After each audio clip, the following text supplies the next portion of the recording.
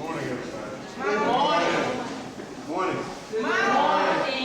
Now, 1, 2, 3, 4, 5, 6, 7. Why don't we fill up this front row, folks?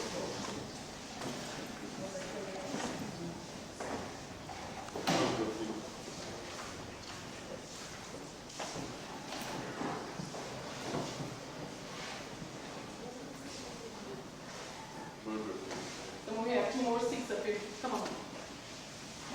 We have 2 more. 3, 3. 4. Oh, there was a lot. Ready, set.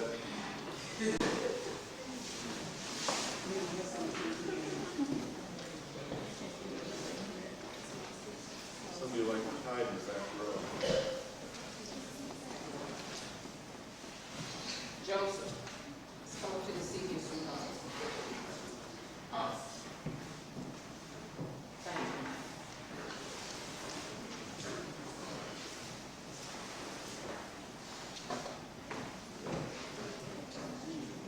you. Now, at this point in the program, what we want to do is talk together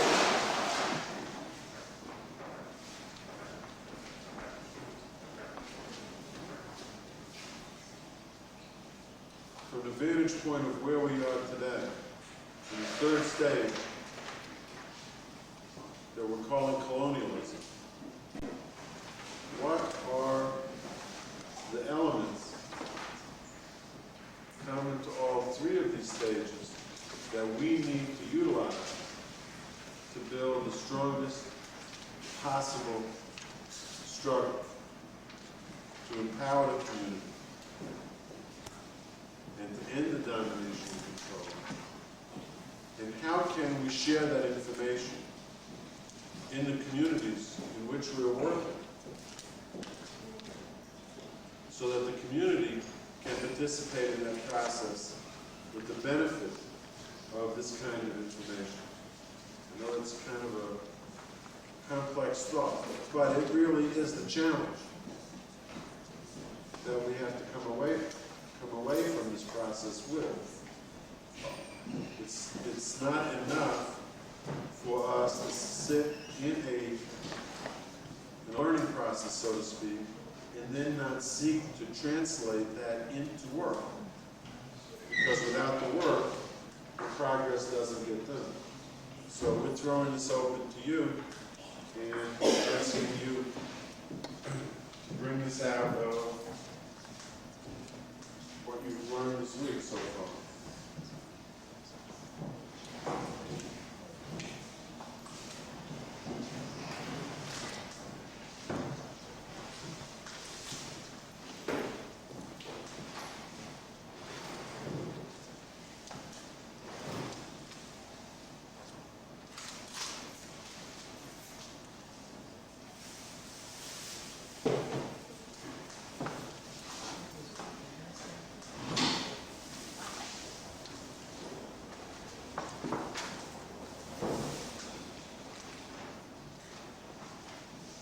A, you didn't hear the question. B, you could have heard the question, but you weren't listening. C, you were listening but didn't understand the question. D, you could have understood the question if I had made it clear, but I wasn't clear, so I need to restate it. All the above. Can't be all of the above. Yeah. What? What was C? Okay,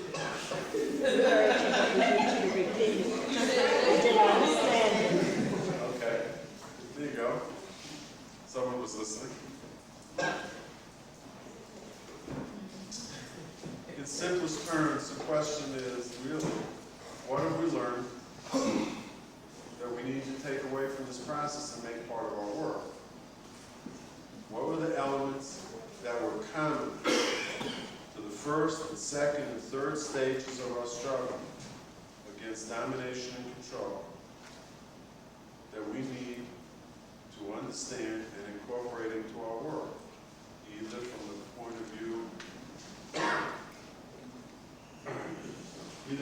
of view of understanding our enemy or understanding ourselves, stuff that works and stuff that doesn't work. Well, I know we always have to have a clear-cut vision. Everything we've done, that was the first step.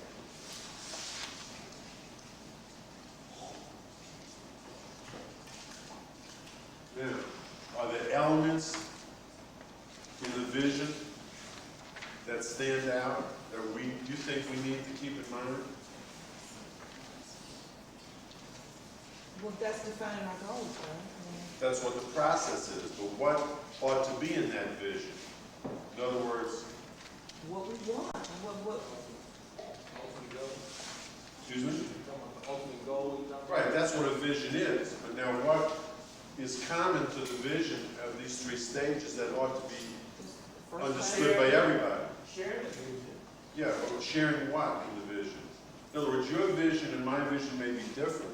So if you say we have to have a clear vision, and you have a clear vision, and I have a clear vision, but they're different, how are we going to work together? What is it you want me to understand about your vision that you think that I should agree with? What? No, that's what. Let's back up a step. Okay, I'm not asking you what a dog is. I'm asking you which kind of dog you want to hunt. Okay, what's the vision that you think we ought to have? Now, what is a vision? Access to quality education. Okay. Well, that's correct. Now, is that your vision or is that a strategy? That's a strategy. What's the vision? What is the foundation against which we test everything? Is this moving us toward the vision or is it not? What is the thing? What are the end results you want to wind up with? I mean, I first think class, that, It's going to break that cycle of domination and control that the white community has on us. Going into racism.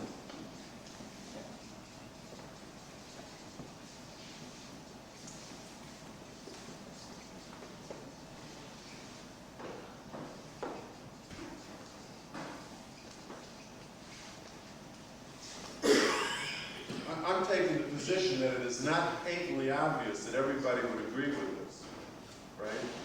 That's why I'm insisting that we spell it out. Because it's just this so-called taking things for granted that gets us off the trail. You just assume that everybody's in agreement with this. But this becomes a way of testing everything people are suggesting that they're willing or not willing to do against this marker. Is this going to advance the cause of ending that domination and control, or is it going to contribute to the perpetuation of that domination and control? Okay? What else needs to be in the vision? I think one of the things that needs to happen in the vision when you're talking to someone, even though you could be sharing information, but if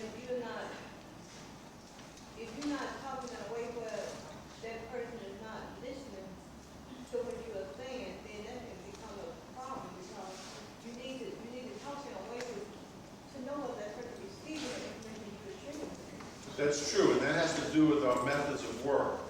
Okay?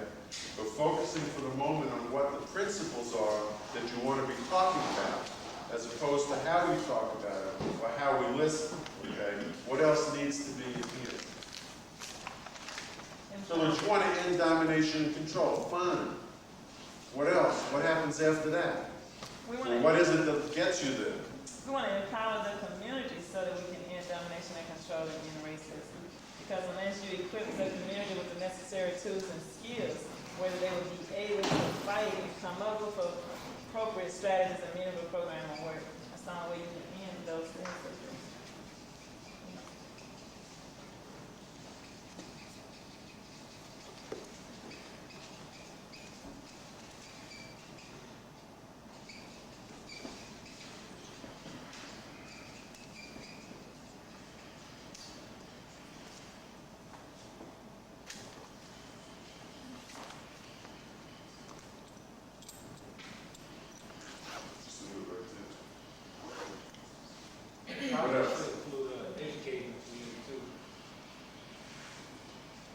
Spell it out, educate the community for what reason? Educating the community, same reason why the neighbors in the community have skills needs. You want to be able to have, whatever skills you need, you want to be able to educate them in use of those skills and broaden them out to, upgrade and that's all it is. Let's see if I capture this.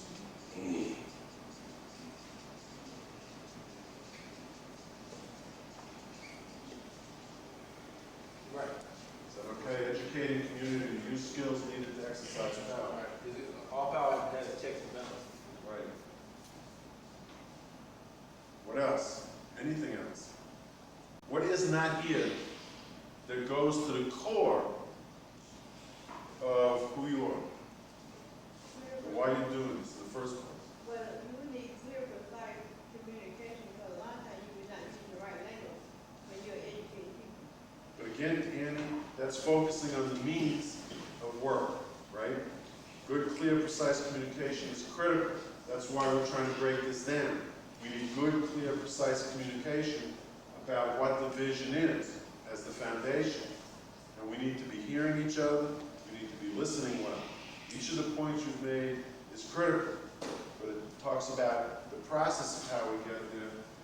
What we need to do here is identify what are the elements which are the foundation on which we're going to build all of the work and test whether the work is contributing to building the foundation we want. There's something that really stands out to me that is going unspoken here, but is really at the core of being able to do this at all, or even wanting to do this at all. It's not about yourself, it's about having community interests over self-interest. What community interest? What community is what I'm asking? The African American community. What? African American. What? African And so put that into a sentence. You got 3 words there, African American community. What about the African American community? The accountability is really about means to an end. What is it about the African American community that you want to make part of this vision? What is it you want to build? So that unity.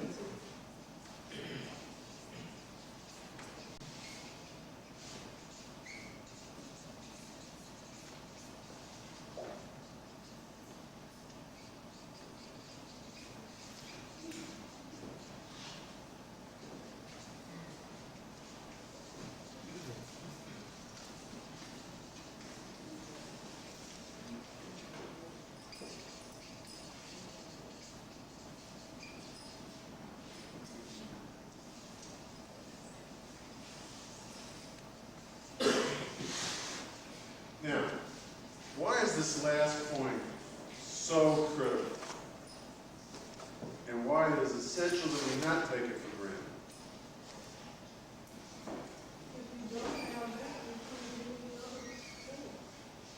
Yes. And what is it in terms of the discussion that we had started with the first stage, domination and control, the second stage of domination and control, and the third stage that we learned about where white folks are coming from? No. Well, You've the got to white, give me a sentence around that one. What is it we learned from that? About the way white folks look at it.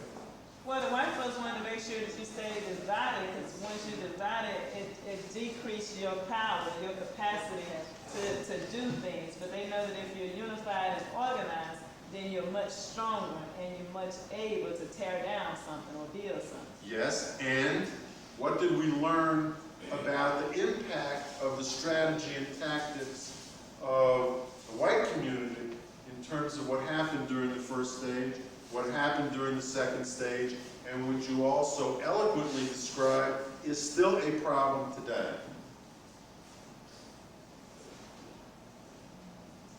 You all talked about it. You gave zillions of examples. Can't hear you. Yes, but what was the carryover in specific? What? Those are all labels. Now put it into a concept. Now that's a label again. What is it what is the dynamic that is going on, has been going on, promoted by whites, which is a core problem in achieving this? They gotta be empowered. That's what they want. But how are they seeking to accomplish that through the black community? By control, Planning gatekeepers or people? by keeping control. What did Carter Woodson talk about in the miseducation of the Negro? What did he talk about? What was his core concept? If you can get people, if you can get people to do it to themselves, then you don't have to do it to them, right? So there's been this enormous struggle, partly through the education system, partly through all of the other elements of terror and fear, to get people in the black community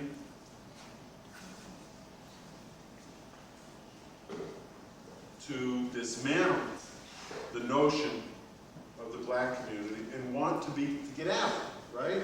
Want to free, want to be something other than, right? And that's part of what you described yesterday, right?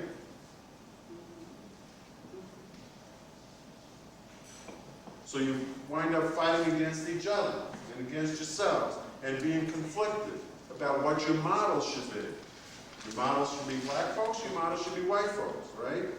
You know you have this tension all the time. And you describe it very clearly, right? We see it every day in terms of who people look to as their authority figures, right? Something isn't true unless a white person says so, right? That kind of thing. So you've got to build this, a powerful sense of self as individuals and as a community, because otherwise all of this gets defeated systematically from within the community as well as from without. You can't take this for granted. Why do you think white folks work so hard to disparage and discredit and to find labels for what they now call ethnocentric education, right? And they sneer at the concept of diversity education? What's that all about? White folks have never had trouble teaching the European view of the world. As soon as you want to teach a different kind of view of the world, they're all up in arms. Why? Because they know where that's leading to, which is community pride, as opposed to community envy, right? Because that's really what you're talking about. Trying to create an attitude within the community which is one of envy of others rather than pride in self, right? Because why should anybody buy into this, or buy into this, which is what you were saying before, or buy into this, or worry about this, if you don't feel this in the first place, right? It really becomes quite academic, doesn't it? And if it's only academic, and it's not heartfelt, then it's easy to fall by the wayside when the going gets tough, right? Is that making any sense? Yeah. Okay. Then, what else do we need to put in this vision? Because remember, we were talking yesterday that the vision is the foundation, right? So what else do we need to put in here?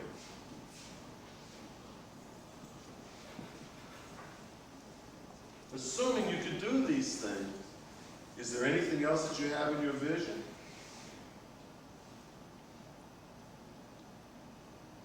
Moving on the program of work now? No, I want to stay in the vision. What is it that kind of describes where it is you want to get to?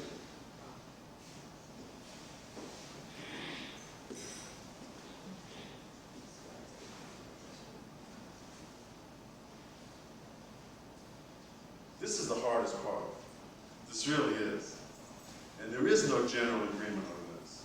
The question is whether we can fashion a way of looking at it upon which we can agree. Because this is where the discussion generally breaks down, after you get to this part. What is it that society should look like from the black community point of view after you get here? because this is a takeaway, right? This is a takeaway, right? This is the opportunity to do something. This is the opportunity to do something, right? You're taking away their ability to control you. Now you want to have power. You want to have a sense of community, but we still are fearful of describing what we'd like society to look like, the society in which we want to live, what it should look like. It's like we don't have the right to talk about that, because that's white folks stuff. And one of the questions that you might ask yourself that helps you to get to that, why is it that you want to do all of these things? Exactly. Why is it that you want to end the domination and control? Why is it that you want to do these things and ultimately, build a sense of community and unity within the African American community? Are you doing it just for the sake of doing it, or is there some other inherent reason for you doing that? And that's where you need to take it from this point here, where Mike is, and that's what we're talking about. So you can determine what your own community looks like, to be self-determined in terms of your culture, your public officials, what your environment looks like, be in control of those systems that control you. Okay. This is a way of characterizing this, okay? So we have community self-determination. What is it that you want it to look like when you determine it? Well, I want people in political offices who will create public policy that speaks to the interests and concerns of African Americans. It's the same thing, okay? You have an accountable political system, right? But you aren't describing what it is you would do if you were the person who was accountable and you were in public office. You put on someone else now. You see? Let's assume we're in control, right? What does our vision speak to? After that, we don't care? Which is possible. We might say, that's none of our business. I want equal rights. I want the same as the white community. I'm saying, whatever it entails. It's just like the flip side of the coin. Now, here's where we're getting to the nitty-gritty. I want us to think of this phrase. I want us to be clear what Ms. Fuller's saying. Okay, she says what black folks should want is what the white folks got. You want the same as the white folks, right? That's what you just said. I want to be equal. I'm saying whatever they get, I want it too. Right, you want to be equal, right? Here's a choice now, coming up. Equal to whites. Now Mike said a few minutes ago, we're in control now. But you want to be equal to whites. You want to get what the white folks get. So if you're in control, is it not true that you control what they get? It comes down to what we want our country and our world to look like. When all this is said and done, what we want it to look like, it's kind of hard to say, but what I want is a society where we all have equal value. I'm sorry. Okay, Well, I'm saying. I would see more black business people. but if we're in control, we have all that. I mean, in my view of society, I don't want to see it all black or all white, but I do want to see a working society where all people have the same status of first-class citizenship. Then we participate in the system, and make it work. Because we're not going to get rid of white people, we're not going to get rid of any of this. I mean, I don't want these to have the same opportunities or what have you, but I'm saying just by mere right, I just want to have the same rights. And when I said being equal to white, I'm not saying, I want to have identical or whatever, but I'm saying that the law and the policy dictate that I can have a certain thing. I want that. You know what I'm saying? And I don't want to have to struggle and have to put up a fight every time I go to the bank in order to try to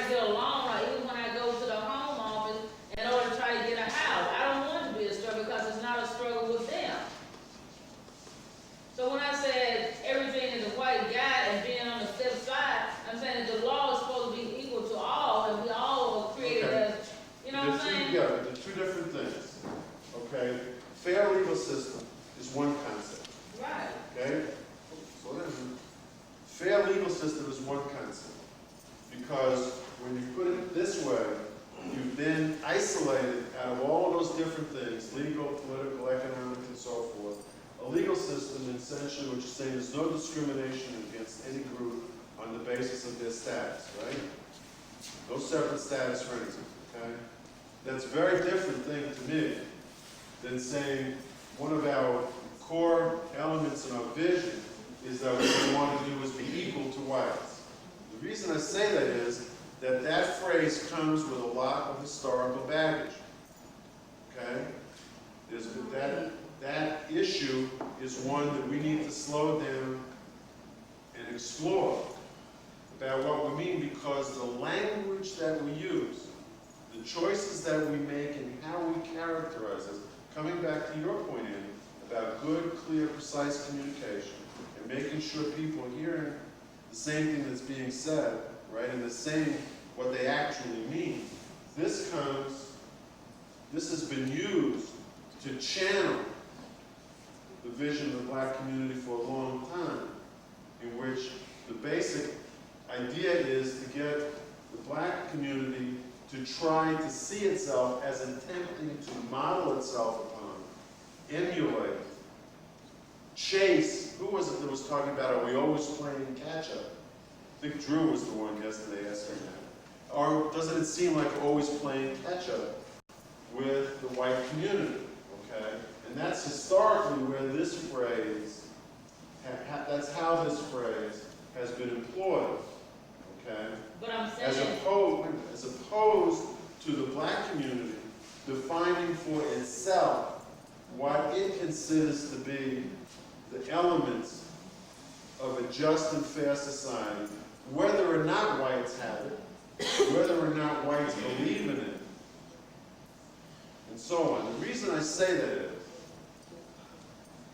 the thing that is so disturbing is that the core values of the white community, and we worked on laying out their vision through each of these stages, right? What we decided was that the white community's core value system is immoral. Whether or not it's unconstitutional, because they can make the Constitution be anything they want it to be. They can make the legal system be whatever they want it to be. So to say it's legal and therefore it's okay, to me is irrelevant, right?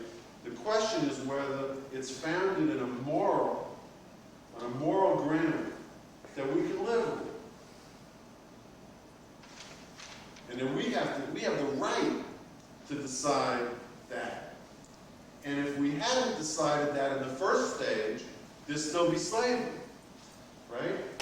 And if we had decided that in the second stage, there'd still be segregation. In each stage, we've taken the position that the core values on which the whole process was based was immoral, and got past the constitutional and legal questions in that way, because the original Constitution provided for slavery. The Constitution and laws of the United States provided for segregation in the second stage. And the Constitution and laws of the United States provide for colonialism now, right? That's what I'm saying. In terms of how we characterize what we're looking for, I think your notion of a fair legal system makes sense. Being equal to whites takes us down a trail that I'm saying we ought to be cautious about. no, I don't mean to be cautious. I'm saying, I'm responding I'm saying to what you're saying. So, to clarify what I'm saying is that, yeah, I want fair legal, I want fair housing, I want everything that No, spell it out. You want fair housing, right? What does I that want mean? quality education, I want everything. Oh, no, see, I know that's convenient for you because you don't want to go through the trouble of spelling it out, but I want everything doesn't cut it here because it doesn't help us discuss what everything to you is may not be the same as everything to Brenda or to Kimberly or to Corey and so on. That's why we have this discussion. That's why we struggle with trying to spell it out. Because there's going to be a second round of questions, which is what do you mean by fair housing? What do you mean by fair legal system and so on? What commitments ought to be made to ensure that that happens? Because the second question you get to is this issue of rights versus opportunity. Do you consider the vision to be that everyone has an opportunity for this, and if they don't get it, tough? But we created a level playing field and that's all we care about. Or do you have a notion that everybody ought to actually have these things in order to have the kind of quality of life for everybody to which everyone should be entitled?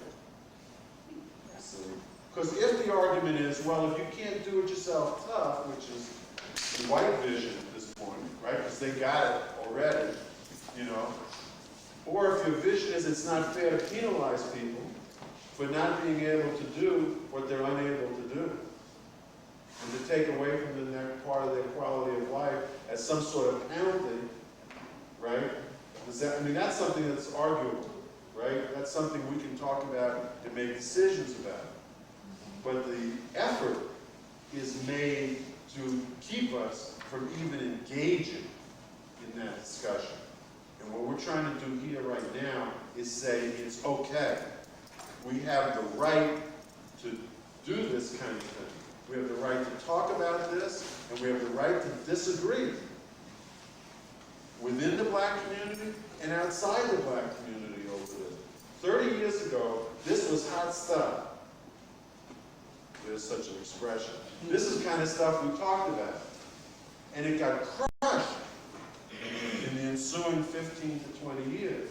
You don't hear people talking about this stuff in this way anymore. Go ahead. The thing about vision, if we look back, and if we was to talk about a milestone and to measure it, a whole lot of what folks was talking about, we kind of have achieved.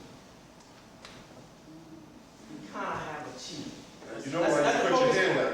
You know why you put your hand up. Right. But what I want to say about this thing is that we talk about vision, because every time, and somebody said it, every time you do that, they do this. They go a little higher. And this vision has got to be about having the power to make it happen or not make it happen. Because we done witnessed it. You said, okay, 30 years ago, you said, we want to educate. You did that. You set your votes, because you got numbers of records of folks coming out of colleges and universities. You said that everything you said you wanted, they gave it to you. In a way. And every time they gave you something else, they done something else. Vision has got to be about the power to make it happen or not make it happen. I know, I see that, right? When you talk about that word. But it's the it that we're talking about now. What is the it that you want to make happen? But that's the thing I'm saying. We talk about in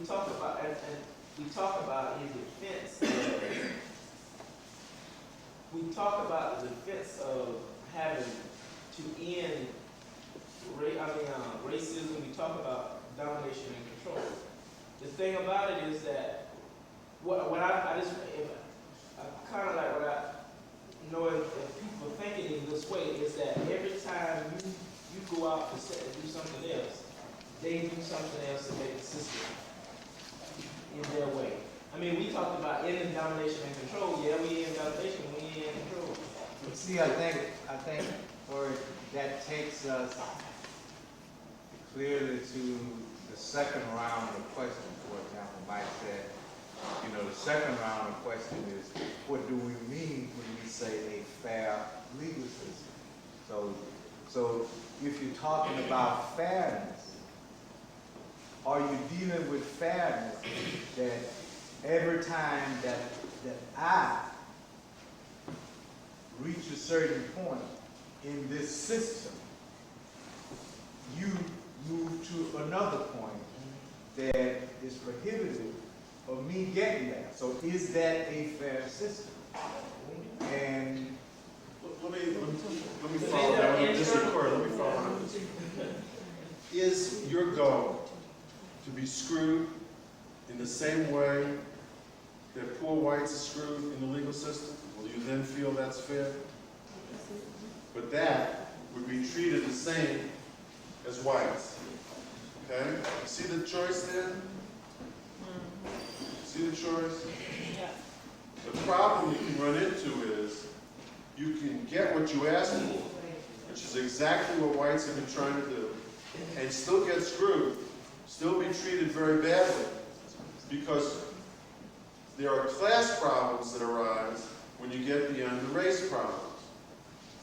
And so you move from your racial problem into a different kind of domination and control, and if you don't keep your eyes on the whole ballgame, you know, you'll say, just what is it that we've accomplished here?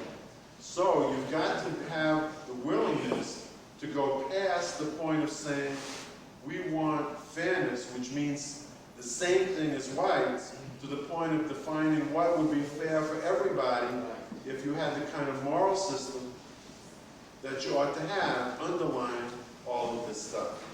Okay? So if we get on that same wavelength, then you get into defining, for example, what fair housing is. What is a quality education? You see, for everybody. What is a fair legal system for everybody? And so on and so forth. And we can't do that all in an hour. No. But, People need to be thinking that way, though. yeah, and we're trying to break open the box, tear down the box that surrounds what it is that we think this discussion ought to be about, to, you know, to open the door to coming back to talking in more depth about each of these things and beginning to define it. Because if you're talking about an accountable political system, responding to a community which is engaging in self-determination, but you don't discuss what it is you want to achieve, you just turn people loose in confusion, which is really what happened in the first round of electing black public officials after the 1965 Voting Rights Act. And the idea was, well, if we just got black folks in there, everything would be cool. And what people told us in the early 1990s were that the new black elected officials were modeling themselves on the old white officials and were acting in the same way toward the black community. But even before that, Mike, we said if we could just get the right to vote, Exactly. See, we would be all right. But we don't exercise that. And we got the right to vote, and at the moment, just before we got it, they created a system that nullified our having the right to vote by creating certain kinds of districts. Exactly. And then, from that point on into the whole thing, as Mike mentioned But about... those are two separate things. One is a process question, and one is substantive. Because even when we got people elected who came from the community, in which the community absolutely controlled who was going to get elected, we sent those folks up there without a vision of what the community wanted, which is a real dilemma. And the community didn't have a discussion internally to decide how it wanted to hold people accountable. What is it it wanted? There was no agreement on that. And there was no way, therefore, to hold anybody accountable. And there isn't now. Drew and Suleiman and Annie, and so at least those three. I think his brother here made mention of something that would indicate that we're trying to act in such a manner as long as we act in the manner in which white folks act. I think once we become free, we have to make our own choices and set our own standards. If our standards are based upon what their standards were, and as Holly said, and somebody said, we will never reach it. Because once we reach that standard, then they say, well, we'll make it a little higher. So, but we have to make the decision. If we can reach this standard in our lives, and we have reached it, we can act upon it. But if we don't set a standard or goal, objective that we are reaching for, we will never know when we get what we should be. And I think, Suleiman, that's what's being illustrated here now is that we're so busy trying to work to tear down something that they have put in place for us. We consume all our time and our energy just trying to tear that down. And we tell ourselves, you know, I just want to get what they got. And we never take the time to plan what we want, as Mike said, and set our our own standards and go, we're building off the foundation that they laid for us. And somehow that's still mentally implanted into our mind. And we're trying to pattern ourselves That's after it, them. yeah. So we would not be ourselves because Well, you know what it comes back to, it's your ice, it's your ice metaphor, right? Right.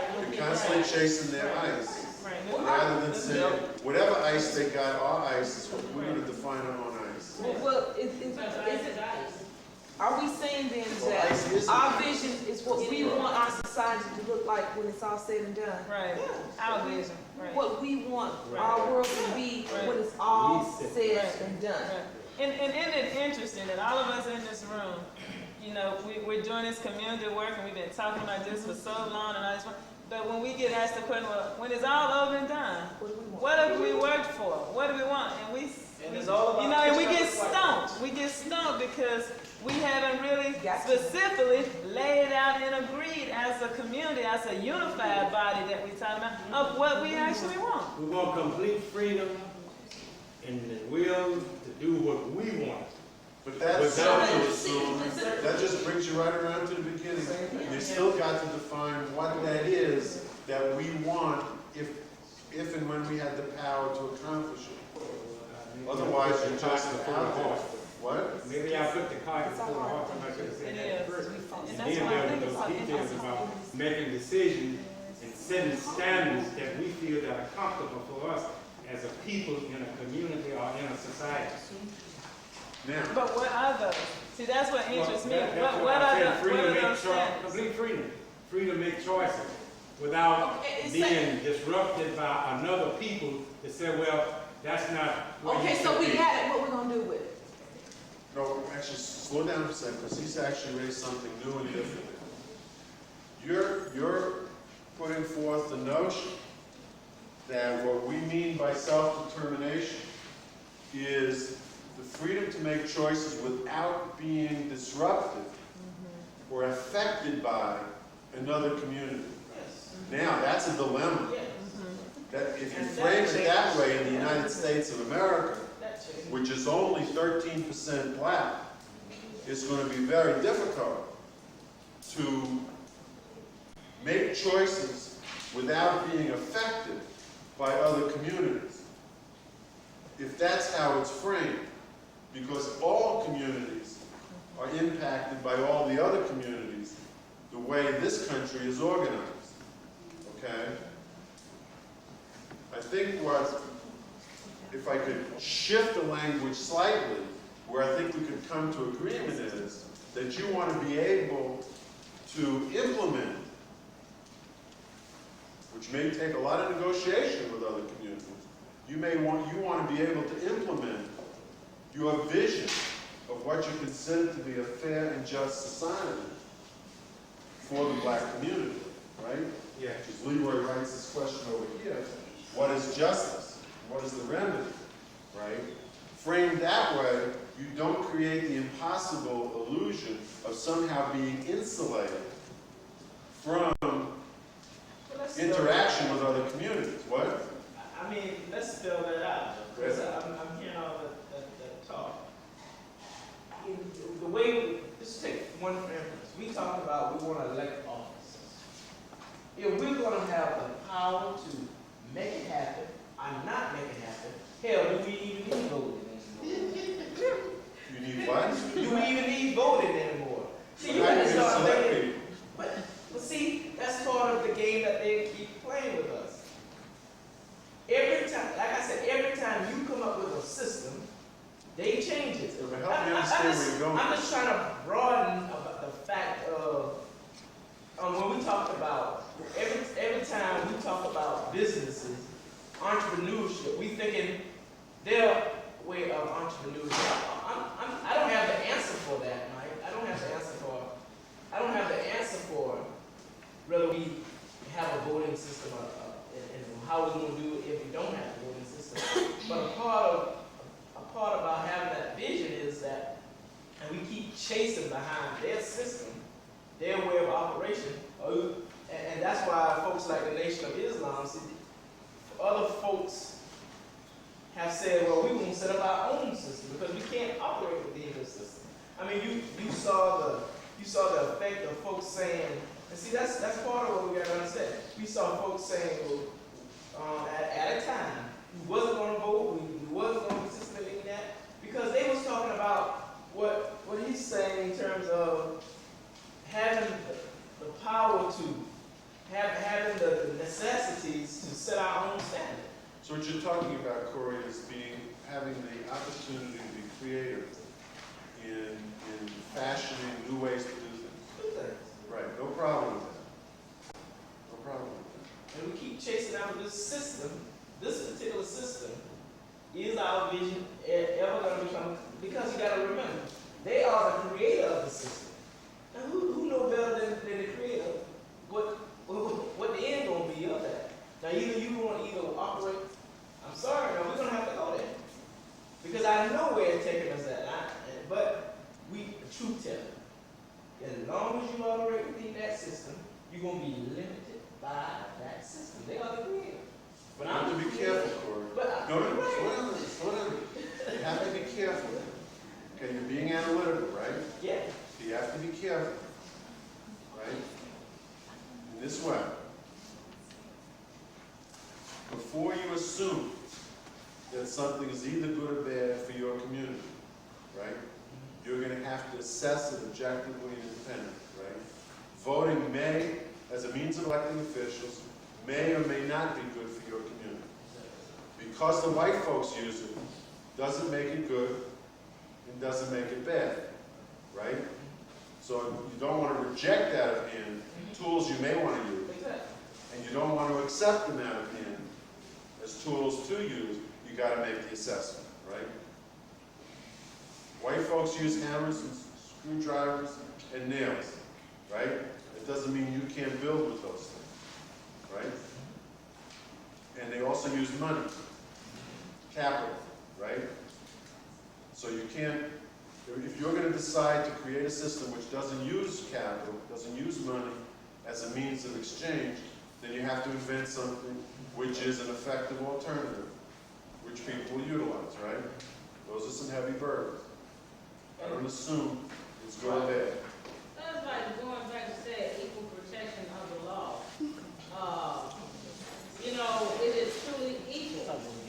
And as we were saying, what is justice? What is it?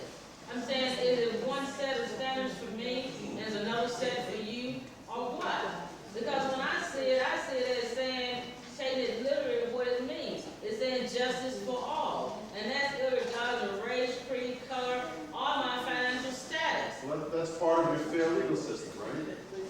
So what I'm saying, Mike, is this right here. When you take all the blinders off and you see the things the way they are they really going to get any better? Or is it right for me? I know it's right for me to say that I want what has already been written, okay?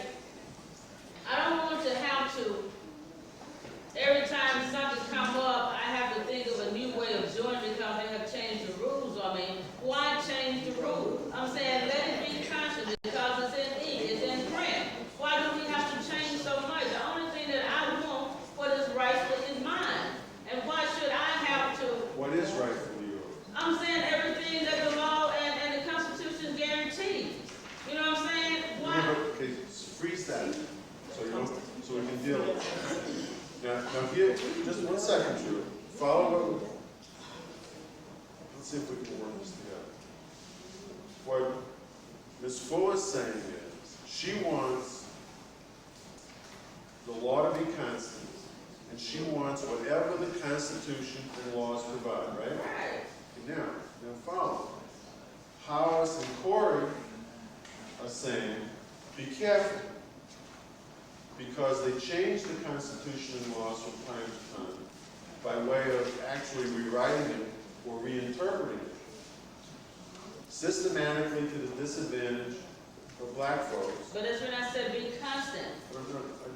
If we You want to have amend hear me and too, add on. Ms. Fuller, you gotta hear me too. We wasn't even part of the Okay, beginning. because you're cutting right through the middle of where I'm going, and you aren't hearing where I'm coming in, okay? The reality is that we don't control, and probably won't within anyone's imaginable lifetime, the people who are on the Supreme Court of the United States in our system. Supreme Court of the United States is the final interpreter of the Constitution. And we have seen the games that they have played, right? So what I'm struggling here with is developing a tension, if you will, between the system in which we're living and the creation of our own vision or moral framework, if you will, against which to test whatever is being done in the system that they control.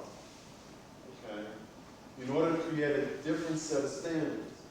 If you define your standards by the best of whatever comes out of their standard, which is what you mean is I want whatever the Constitution and laws provide, then you're in their trap, which is what Corey was describing before.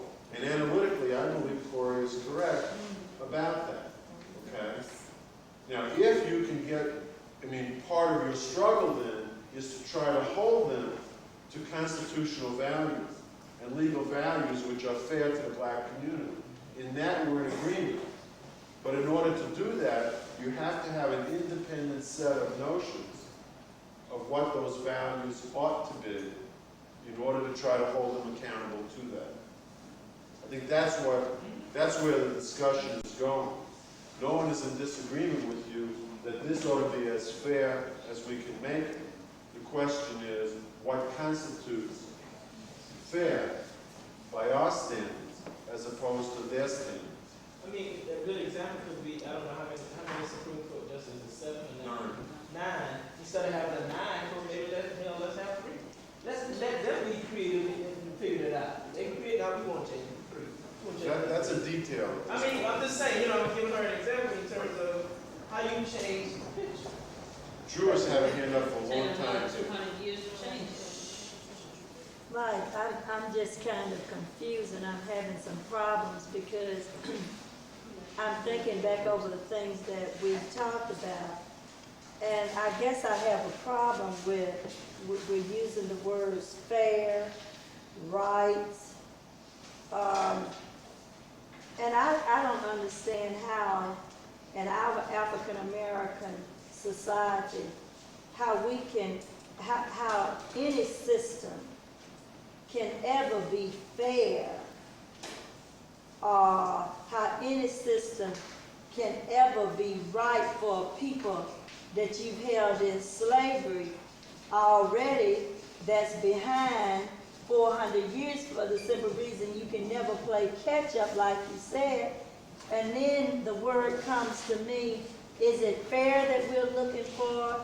Is it rights that we're looking for?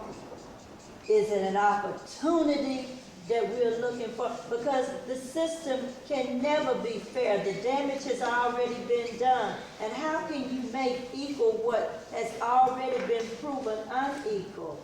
Now, you don't feel bad about being confused because you've hit on the core issues of this century. Okay? This is where the fight is going on.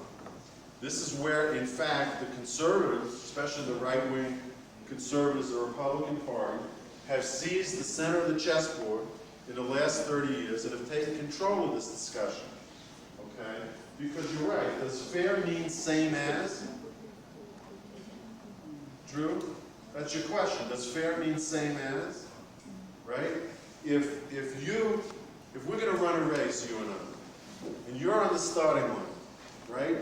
And you tell me that in this fair race, I'm starting a mile behind you, and you put weights on my ankles, or worse yet, you've broken both my ankles, and we got a mile to run, and we're both supposed to start at the gun, and whoever gets across the finish line first, well, that's the way the race runs, right? Okay? Well, if that's the way the race is going to be run, from our point of view, that's not fair, right? So maybe you have to have a different way of running this race. You have to have a whole different way of looking at it. And maybe you don't look at it as a race at all, you see. Because one of the things in white culture, and particularly in capitalism, is to take this metaphor of competition, seeing everybody in competition with everybody else, and it is an individual thing. It's not about communities. You all do the best you can. Those who succeed, great. Those who don't, tough. Right? That's the moral structure. We're talking about having the right to create a different sense of moral structure about this whole thing. And so when we define fair, we can define it in totally different terms. You can say people who have been systematically excluded from the political process and from the economic system and from the education system maybe ought to have X, Y, and Z, notwithstanding that they don't have $100,000 a year with which to acquire. Now that's some of the value system that came out of the movement in the 60s, okay? And of course the transition to this third stage was made in order to prevent that from happening. And we weren't ready for it because we weren't ready for this discussion. When we tore down the formal trappings of that unfair legal system, we weren't ready for the rest of this. We started talking about it, but we weren't organized to do it. We were engaged in these discussions, but we were outflanked, okay? And we're coming around again to the same process. And we need to be better organized in order to do it.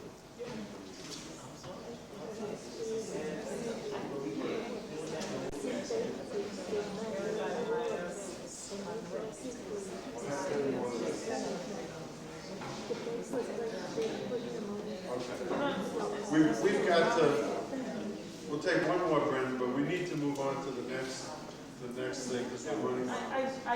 Well, I guess we could move, but, you know, it's this type of discussion that really makes me nervous. And it makes me nervous in the sense that I feel like we don't even have a common agreement or understanding about our own vision. And I agree with Suleiman. You know, I was sitting here thinking, the more I was thinking and the more I was listening, I was like, well, you know, the more I can affirm that I think we fought for the wrong thing when we fought for integration. We should have been fighting to build and create our own system. We should have been fighting for independence. And the way to get your absolutely have the power to be free to make your own choices and set your own standards. You know, how can you do it? You can't do it in this system that we're currently living in. You've got to create your own system. But what makes me nervous is that I believe the majority of our people really don't want to create their own system. What they want to do, you know, is get what the white folks had. And that makes me nervous because we can't see. But Brenda, But this one thing when you say is that it's like correction. Most of the folks was not fighting for integration. Folks was fighting for freedom, which there was no common definition of what that meant. Folks was fighting for better education, quality education, and folks was said because, was told, since they didn't have an understanding of how you get there, says, this is what you want. So the way you get it is through integration. And it was done wrong. It wasn't that these folks was out here fighting for integration. But Hollis, even today, you know, if you look back, it seems like in all of the organizing and everything that Southern Echo is teaching, integration without preparation too brings frustration. You gotta be prepared and organized for anything. I think Mike brought up a point, too, when the question was asked, how will we ever come out Monday? Yeah. And he made a statement that there was once a time we wouldn't have been here in this building. A process of accomplishing a mission, it takes time. When the Second World War was going on, they didn't have blacks, we won't let them fight. But it was determined that if you're going to win this war, you're going to have to bring them folks in here.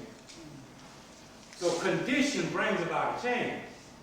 And I think one of the things that we're facing And some of the things we're trying to do, we're trying to change, bring about change in a nation that is based on a nation of laws.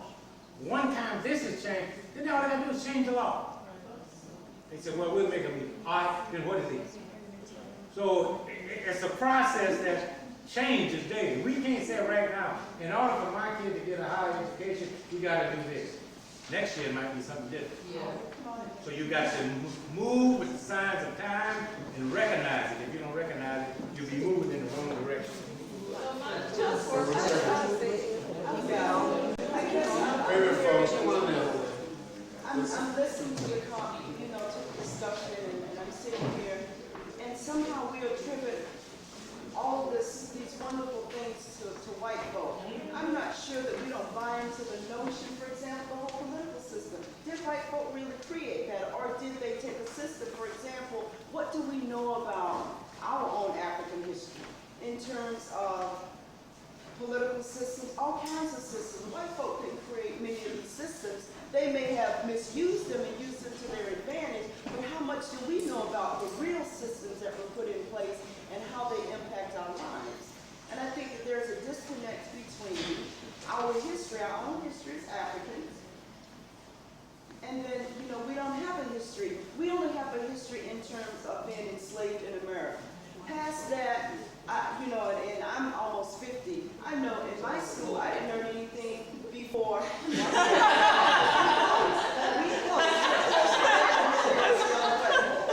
my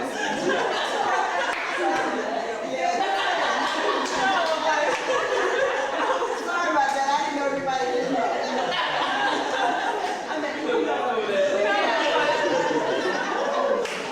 We weren't taught anything about ourselves before we were enslaved. That's true, but what's the point that you make? How does our lack of knowledge about history that impacts our lives living in America? And I'm not sure a better understanding of who we are would give us a clear vision of where we're going. You say to us, and we all know, of people who have no concept of their history, any road will take them anywhere. What is that in response to? That's responsibility. We're all talking about, the system that we're tearing down and the system that we live under. But maybe a better understanding of the systems and how they were really structured and how they worked would give us a better understanding of them putting in place a vision. I don't know what systems you're talking about. Political systems. A better understanding of how our political system is put together would help us do what? Then put our vision forward to move Would help us put our vision forward? Yeah, with a vision for Africans living in America. Okay. A better understanding of our history then would put us in a better position to know what our vision would be for the future and how if we want to even live in America. I'm not sure that, some of us would want to create our own nationhood. But I think a better understanding of our own history as Africans would then put us in a better position to make decisions about where we want to be, if we want to live in America or any other place. Sure, absolutely. But I guess I don't buy into the notion that, Europeans put all these systems in place. You're right. And just because they use them in a negative way doesn't mean that there aren't systems that we can use to our advantage. A political, educational system. So you're agreeing with what I was saying in response to Corey? Yeah. Oh, okay. But I guess I keep hearing.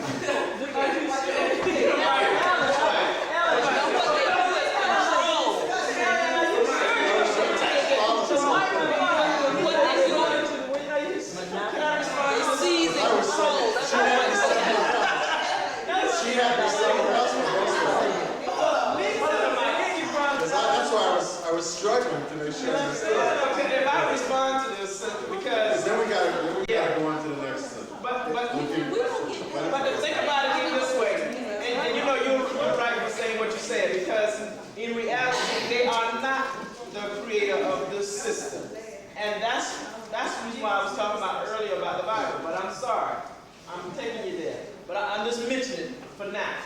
But They are not the creator of this system. They seize it. They have used it in their time, like we're gonna use it in our time.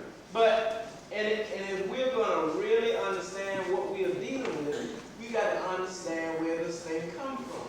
And we try to went there. We went there. Now we back to the point that we gotta go a little deeper. Cause I mean they did not create the system. It's been around. And we still. Let's give Annie a chance, and then we're gonna have Johnny is here. Annie and then Johnny. Annie ain't been up for the long. Yeah. But anyway, I'm gonna say what I got to say. Some of the things I'm going to say is already put out, but I want to try to say short and fast. For one, I'm glad we went back to where they was, how we played it, and that kept me in a sense saying that with what we are working toward, we can accomplish it, but it's different. We going by how they were thinking, we see how they were treating us, and not only that, we begin to go back and see how our ancestors went through this hard struggle.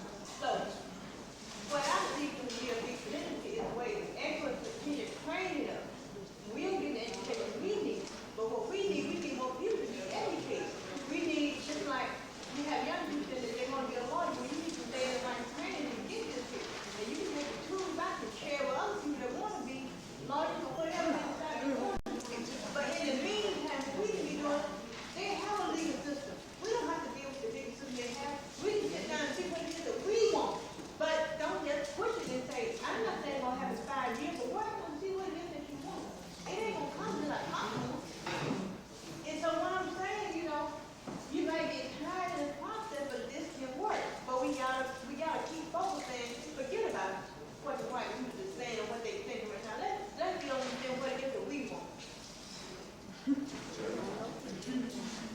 Maybe this is more of an evaluation at this point than anything else. Because we're about to come to the end of this particular conversation. Why? And that's what I'm about to say. Because of the way the agenda is set up and different things. But this, to me, is something that's very, very valuable. And we always seem to come to, we get in these kinds of conversations. Some of us are going to come out of this confused. And there's no point in the day that we're going to be able to pick this back up to come out of the confusion to continue the discussion. So these kinds of conversations, for whatever the reason, we need to be in an atmosphere of something where we can continue them on if they need to continue on for half a day. Because we're still in the question stage and we're still not being clear about the fairness and all of these things. See, we're going to have to stop this because of the way that... Wait a second.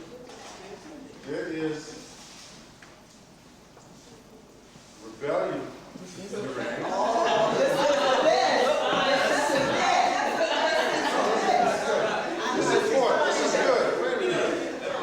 There's a suggestion here that we ought to alter the agenda. Good people, if we could stick together, that we alter the agenda and enable this conversation to continue rather than to go on to something else. Well, I think what we need to do is we're going to have a 10-minute break at 10:45. Right? A 15-minute break at 10:45. I think what we need to do is entertain another question, break at 10:30 until 10:45, and then continue to have a conversation.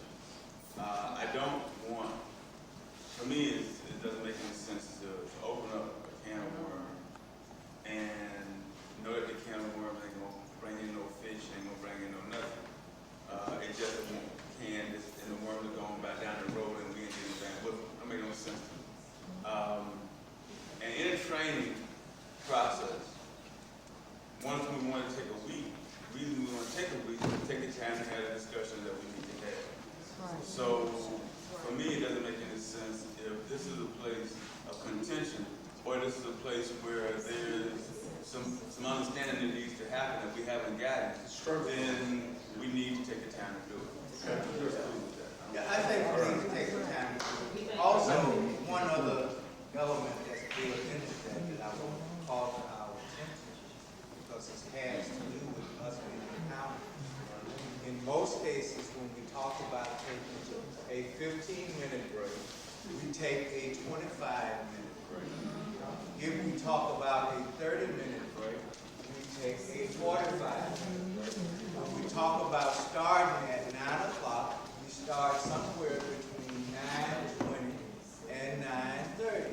So I'm asking that we attempt to be more accountable so that we can actually put into discussions the amount of time that we have allotted, and even at that, they say it's not enough. But you know, I'm definitely in favor of us not cutting things off in the meeting. So let's go on with the conversation. Yes.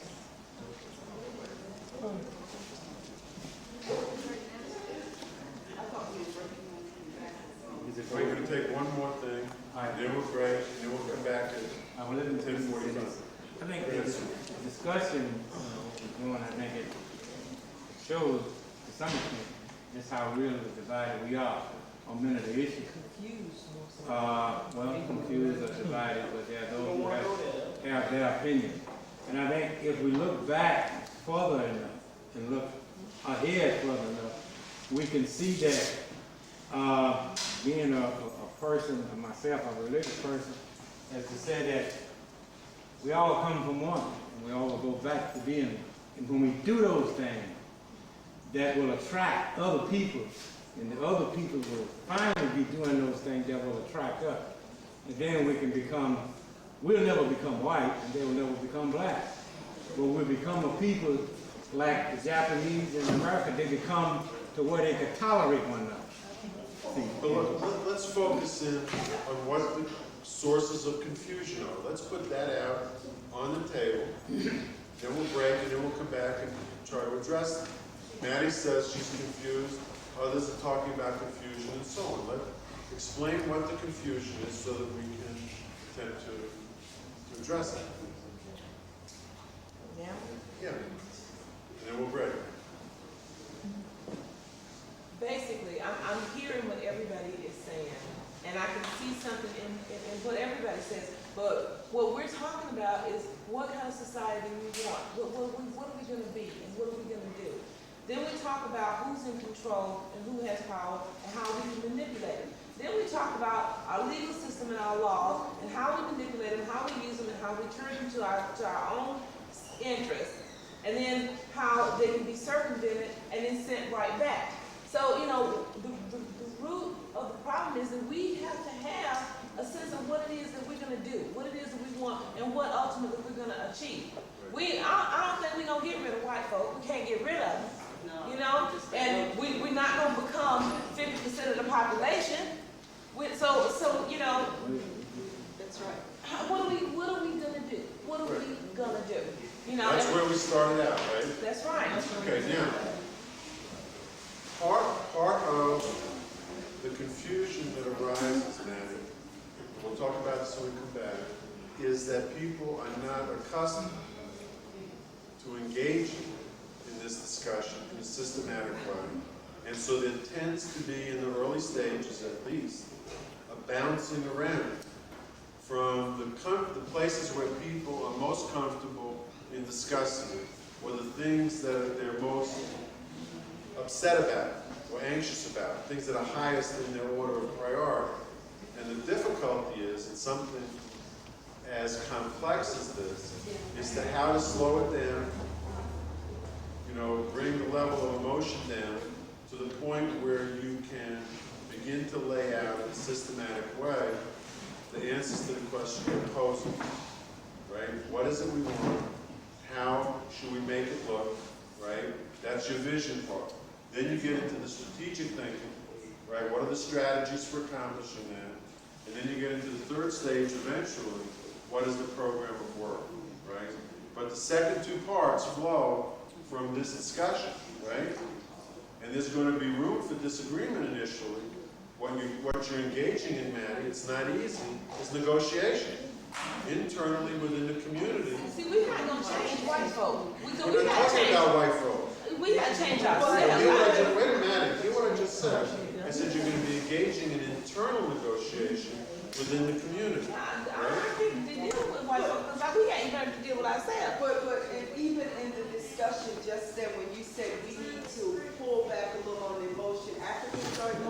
people. This is part. So don't misunderstand me. I don't have any problem with the emotion. I don't have any problem with the expression of it. But at some point in the conversation, if you don't pull back a little, it's very difficult to do it systematically. And I don't accept the notion that folks aren't capable of doing that, and that venting is the only way in which you can have this discussion. There is a role for venting, and there's a role for very disciplined analysis. And it is hard to do both simultaneously. And I don't have a problem with you doing one and the other, but I don't believe you're going to be able to do it simultaneously. That's why I said at some point, you have to pull back a little bit. I didn't say now, I said at some point, because you're going to have to systematically say, this is what we agree on, this is what we don't agree on. We can still move forward because this enables us to develop strategies that are adequate to promoting this vision and so on. But if you don't do that, you just keep going around. And then you get frustrated and you wind up saying, well, I'm going to work on this issue, and I'm going to work on this issue. That's what I feel good about. And so we do that. And we get our asses kicked historically because we get trapped in that narrow box again. That's all. It's not about emotions, it's about lack of strategic planning and organizational work at that point. And so Corey goes off and he does his thing because he can't stand the way Mike talks about his stuff. And Mike says, well, I can't work with Corey, so I'm going to go and do my stuff. We both do it very effectively, we don't work together. You got your organization, I got mine. You got the NAACP, I got STLC, right? And the two of us fight for our turn and money and all that stuff. But that doesn't help us. What? Right. And then we're going to take a break. What? Good. You need to speak up. You need to speak up.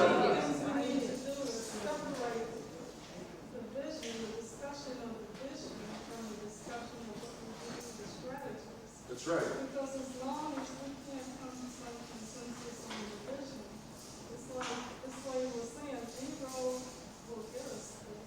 I think that's what part of what got us into the problem that we're into now, not in this group, but I mean in the African American community.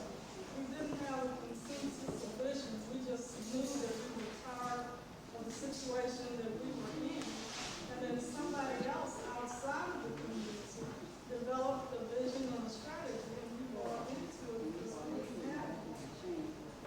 Mike, I just want to say one thing, and I promise I won't know. Okay. I promise you I'll close the session.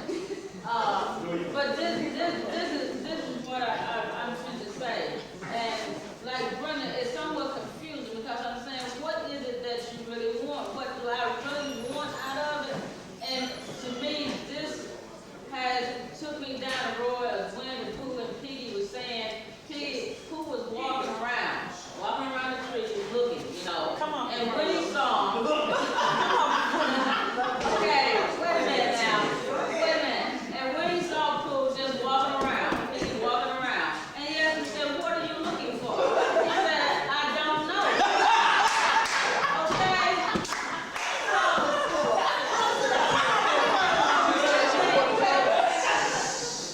I'm sorry, but I'm saying this kind of makes me feel. That's right, it does. Because I'm saying that even after he was just, you know, you would assume that someone would be looking for something. And they would know what they were looking for because they have lost something. Okay? Yeah, we have lost some, but what is it that we have actually lost? And if I find it, do I know that I really have it? You know what I'm saying? Because if I don't know what I'm looking for, and if I find it, I won't know it. That's why we need to have this discussion. That's why we always Discussion so that you know.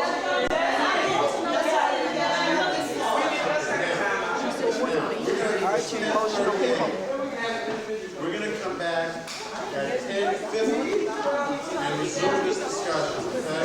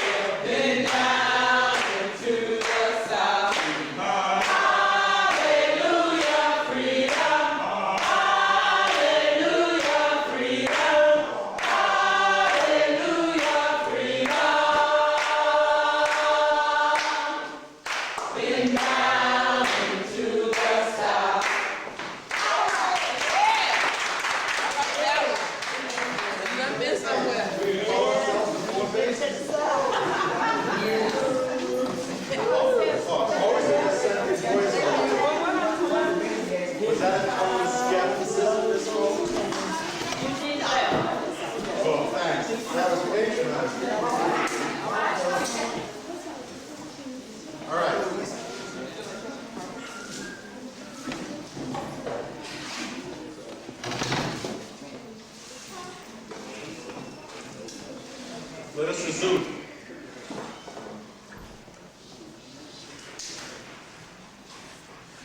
Would you like to make a point, Ms. Johnson? Cultural society, and just lead. I didn't hear that, Court. No, he's playing now. No. No, he's playing right now. He's playing, is he playing? Don't buy into it. Because it'll just twist you up. Listening and Come on, good people. Let's do this together. I got lots of thoughts in my head, so it's a matter of trying to channel some of them to some specific questions. But from sitting here listening and having different people put different opinions and different observations out, we've overlooked. We keep saying that we have in this system, and we get to the line, and white community either moves the line or change the rules in the game as we keep playing in this system.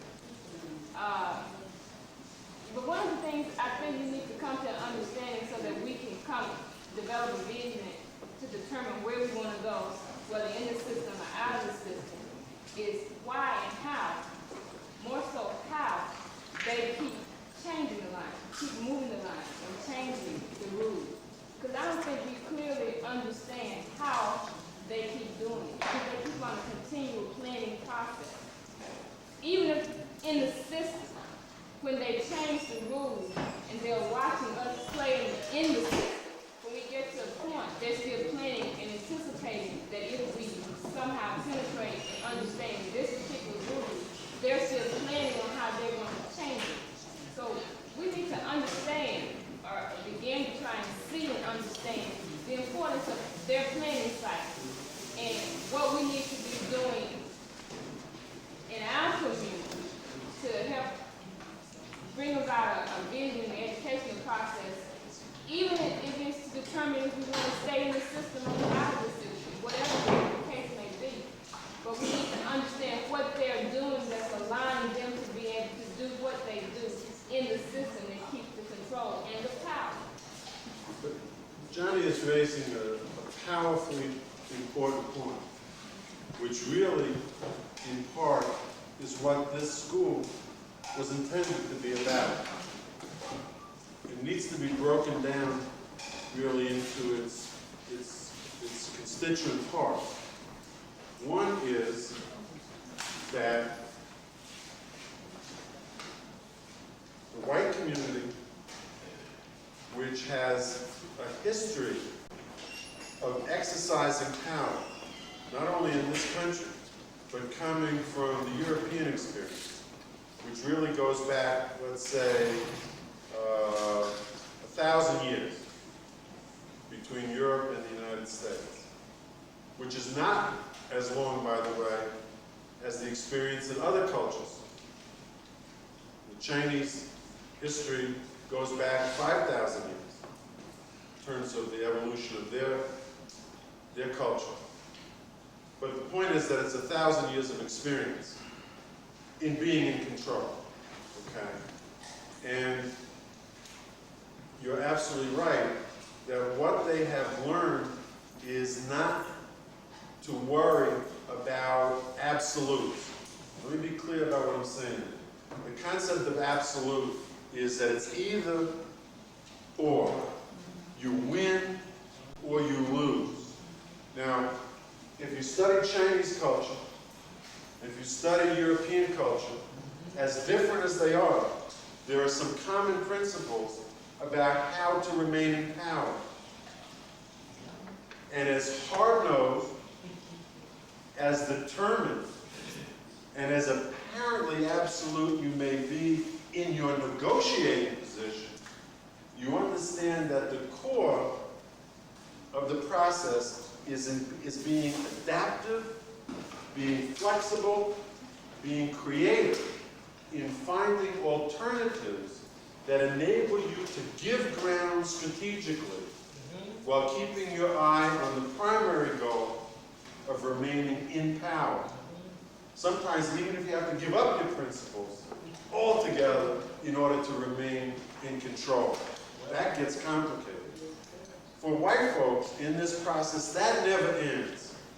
We need to understand that there are people whose only job for which they get paid is to do two things. One is to do this planning every day, 24/7, and they have research institutes for this purpose, like the Rand Corporation in New York and many others. And their second job is to train a group of people to replace them, whose job will be to train a group of people to replace them, whose job will be. So in perpetuity, you have this evolution of new people whose job is to do what you're talking about, who understand their vision. In fact, you can't get these jobs unless they've demonstrated their understanding of this vision and their commitment to work for it, and who believe it, true believers in that, okay? Now, the second part of what you're saying is that the dilemma for people coming from a culture of powerlessness, which is what happened to Africans when they were disengaged involuntarily and violently from their own cultures in Africa and taken to a place where one of the goals was to destroy the memory of that culture and that process, and to try to render this entire community of people whose labor was to be exploited, to try to render them powerless and helpless, right, in the face of this dominating force.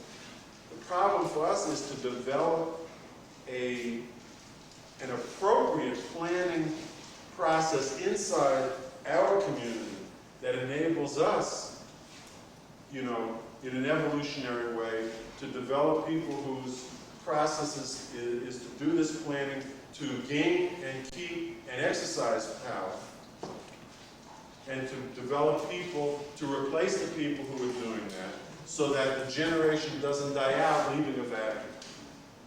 Which is one of the things that happened after the Civil Rights Movement, which is that generation of people did not work to replace themselves.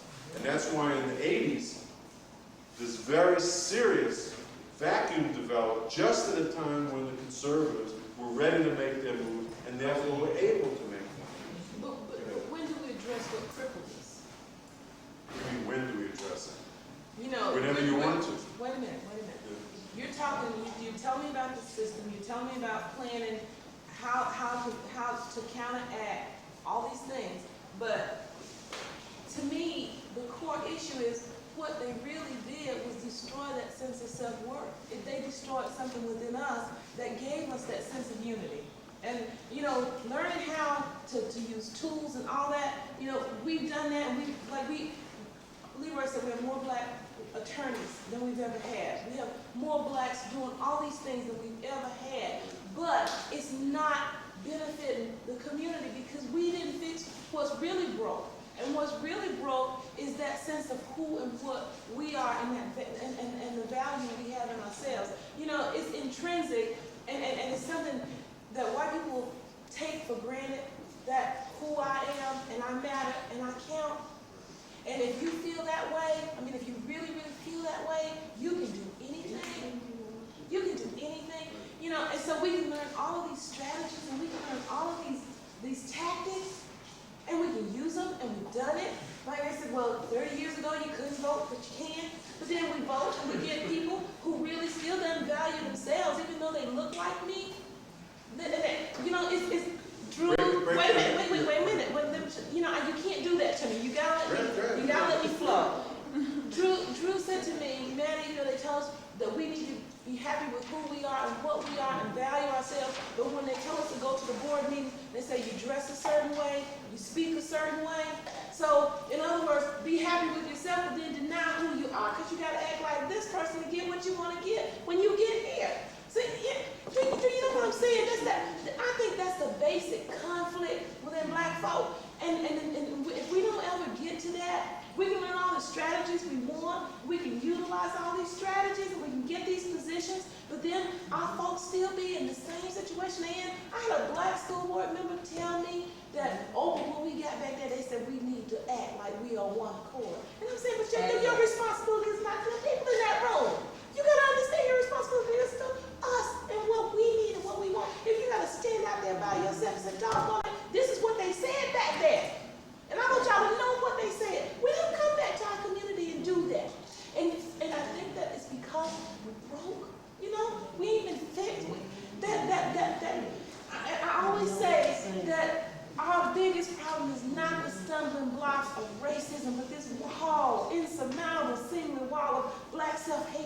we just don't love ourselves. You know, and I can hear all this stuff, I can use all this stuff, and we've done it. You know, we keep talking about we don't have separate water fountains anymore, but it really don't matter if the water's cold. If I want to buy the fountain. Do you know what? It's hard for me to get this out. It's that, and when I talk to people, this is what I get all the time, and it's like, Nettie, why are you doing this? Why are you doing this? We done got this, we done got that. That's what I think is wrong.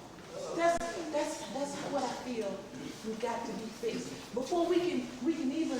So help me, y'all help me fix our folk. We gotta fix our folk. We gotta make our folk. You know, even when we say I want to be equal with whites, what do you mean? What do you mean? And we don't know that we're saying that what we're really saying. I'm already equal to them. I just don't have the things that they have. I just don't have the power that they have. Well, I'm as good as anybody. There's nobody better. And I know how hard it is because it's still something that I fight day to day. Sometimes I find myself slipping back, and I have to consciously bring myself back to a level of consciousness and say, gosh, think about what you're doing. Think about what you're saying. Think about how you're feeling. They did that to, white folks did that to us. It was more than that separation from Africa and that sheer pride. And we touch on it about destroying the sense of community, destroying the sense of this and that, but we're not fixing those things. You know, that's why the Panthers was destroyed. They told us they were a group of people who advocated violence. No, they didn't. They fed people, schooled people, and was teaching black folk, you are somebody. And that was dangerous. That was the danger, not the gun. It was the mind. And they destroyed it. But they can't destroy gangs. Don't tell me they can get rid of we can wipe out gangs like that. They did it to the Panthers, they can do it to them. But that's not the agenda. And so when we talk about separating our agenda and who we are and what are we going to be and how are we going to do it and what kind of community we're going to have, God knows we got to fix ourselves. We got to find a way to heal. I'm sorry. That's how I see it. That's why, you know, you tell me getting emotional, that's me. That's a part of me. I can't separate that part from myself. So that's where I am, people. That's where I am. And it's okay. That's where I am. Can I ask you a question? I have a question that says, in terms of, there are agendas in the white community. We had such things that, for example, the contract on America. That came from one side of the class of the white class. When we look at the class system now. And then we have stuff like the burning of the churches and this stuff that happened in Texas. What kind of people are we dealing with?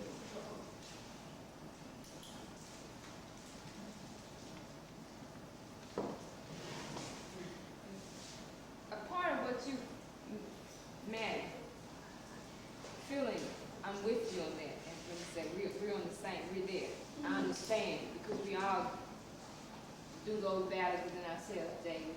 But I think that's what drives us to go out into the community and to continue to remind ourselves that those emotions were stamped on us, were built into us, passed on to us, generation to generation because of the racism. It's the result of what the white community planned in their plans of action to keep us. Even it's already done, Jamie. It's done. That's done. It's already done. You know, we said that's why we keep going out. Well, and I hear your frustration, and I don't know what to say to you because I don't think there are words I can say to you. But I'm going to make an attempt. Okay.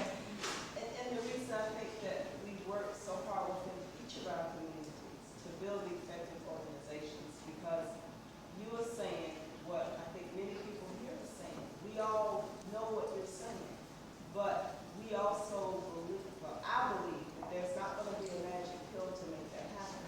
But I think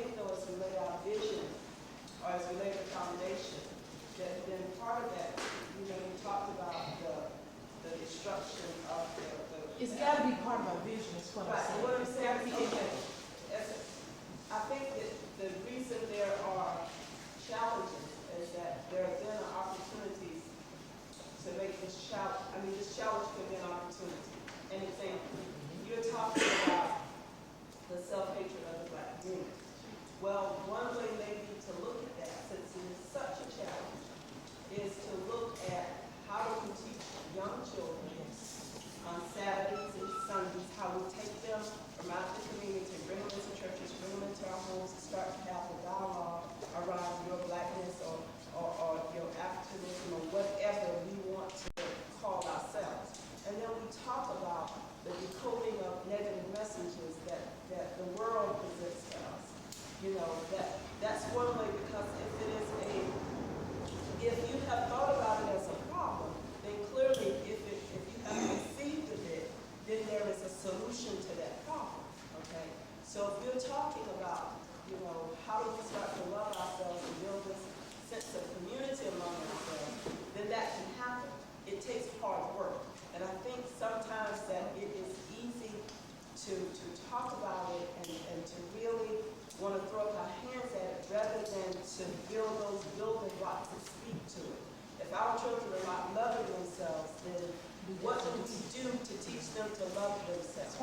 Right. How do we bring them into the fold? Let me say this, because this is where I was trying to get to before I was, maybe I wasn't doing it clearly enough. That's exactly what I'm saying, but in order for us to build that into our views, and even to start teaching our children, our brothers and sisters, our own children, the younger generations, that this is what's going on and what we need to do to change it. We gotta first let them, they got to identify how they got to that point. You cannot start you can't start breaking it down if they don't understand how we got there. And it's a pass on. It's a generation of pass on. They got to see how they got there, to know they got it in order to start tearing it down so they can rebuild something different. That's what I was getting to. So that's something it's embedded in us, because that was what the part of the white culture agenda was during the whole transformation of the slaves over here, was to bring us to that, because that's a way of destroying ourselves, our whole culture. So they got to see that and understand that and know how we got there before we can even start destroying the process to build the new. Yeah, and I think it works hand in hand. They need to understand how it happened, which means that in order to do that, we have to build effective organizations so that we have the resources to teach that. But in the same vein, because it is always ongoing, you almost have to teach it at the same time. Because sometimes no matter what we do, So we can't let one end drop while we're picking up the other. Almost simultaneously. Because the thing is, no matter what messages you give your children, because the outside of it, external influences are so great, they're still challenged by it. So, you know, even if you're teaching your children that it is okay to be a darker hue, they still hear all the negative things that the world put upon them when they're talking about the color of their skin. Because although we take pride in being black, the world does not take pride in being black, because black is always associated with these negative things. Another thing is when you start to teach your children that we value this, then you have the other questions.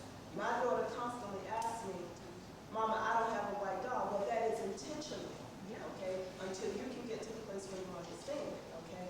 So there's always, because for some reason it appears that we cannot be pro-black without being anti-white. People want to put that upon us, that if you embrace it, you gotta hate it. Right. If you're loving yourself, then somehow or another that says that you're hating white folk.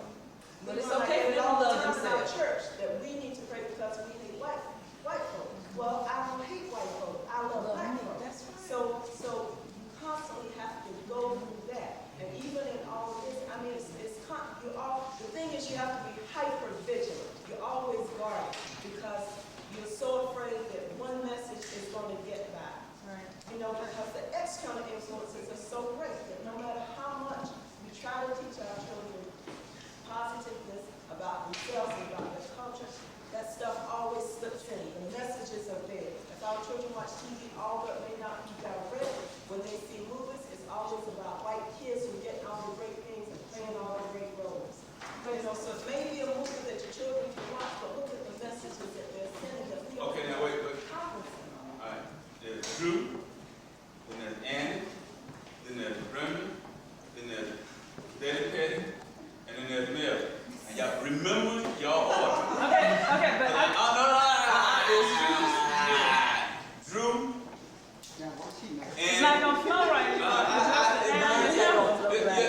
See, some of us are bigger hogs than we are pigs. And we think that what we gotta say is more important than what other folk gotta say. And that's okay. And you may think it may not flow right, but your hand didn't come up before the other folks' hand came up. And I'm at least try to get it in some orderly fashion in terms of folks' hand. Not in what you say, but in terms of your hand. Drew and Hands more important than the words. Brendan, Betty, and Mel. Piggybacking on what Maddie said, I am where you are and I understand, although I have no answers. But one thing I would like to say, when she was relating to the board meeting, one thing that really helped me at this particular board meeting was a week ago, Mike was in town and we discussed some of this same frustration. And at that time, he did say to the group, it's okay. And if you want to be angry, you have the right to be angry and the right to express that. Well, at this particular board meeting, I did something I had never done before. Number one, I had talked to Ms. Robinson and I said, well, I guess we got to change clothes. I went with my sandals on because that's how I felt. And when I approached the superintendent, I didn't approach him in my nice European style that I usually approached him in. I went up very boldly to the mic. And I let out every bit. I tried to start out nice, but I let that anger out. And it felt real damn good.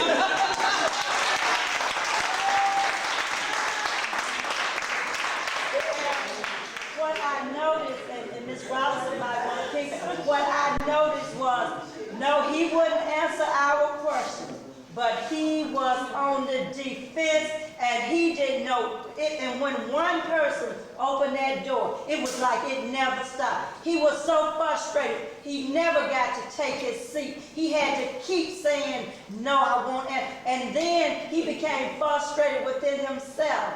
And you know, we could see it. And no, we might not have accomplished a whole lot, but we left there winning that night. Wouldn't you say, Ms. Robinson? What I would like to add, in which I had a hard time accepting this myself.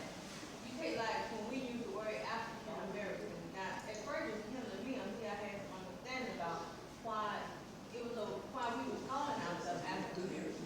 But the word made me more comfortable. Really, is two words: black and color.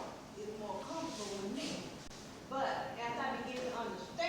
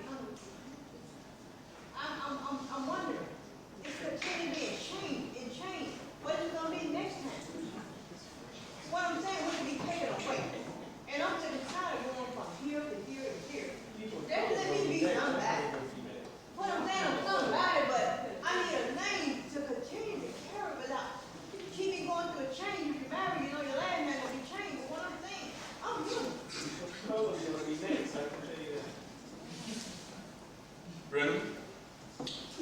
See, this is gonna be very brief, and I was just gonna add to what Helen was saying about we had to teach our kids self-love.